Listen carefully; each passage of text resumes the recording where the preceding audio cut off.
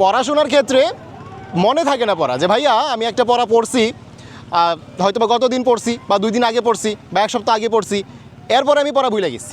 এইটার আসলে সমাধানটা কি?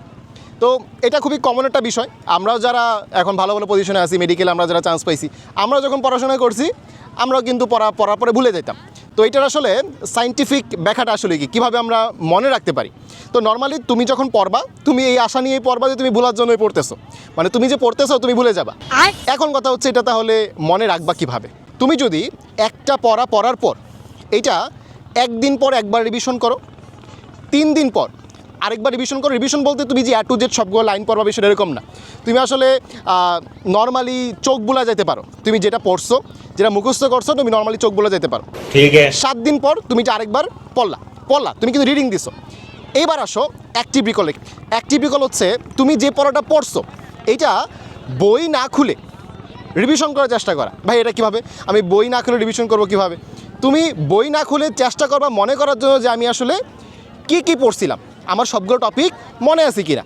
এতে যেটা হবে, তোমার ব্রেইনের যে রেসিডুয়াল যেই নলেজটা আছে এইটা অ্যাক্টিভ হয়ে যায়। মানে রেসিডুয়াল নলেজের ক্ষেত্রে তোমার কী জিনিস মনে আছে বা কী টপিক তোমার মনে নাই, এটা তুমি সবচেয়ে ভালো মতো মনে রাখতে পারবা, মানে বুঝতে পারবা। এরপর তুমি বই না খুলে রিভিশন দিতে চেষ্টা করছো, তোমার মনে হয়েছে যে ওই টপিকগুলো মনে নেই, ওইগুলো তুমি 15তম দিনে বা 20তম দিনে একবার চোখ খুলে নিবা, চোখ বুলায় নিবা। তাই আমি কথাটা কী বললাম? শুরুতে 1 নাম্বার দিনে তুমি পড়লা, 2 নাম্বার দিলে আবার রিভিশন করলা, চোখ বুলাই গেলা, 7 নাম্বার দিনে আবারও চোখ বুলাই গেলা, 15তম বা 20তম দিনে তুমি আবার অ্যাক্টিভ রিকলে গেলা যে আমি টপিকটা পড়ছিলাম, এই টপিকে সব কিছু আমার মনে আছে কিনা।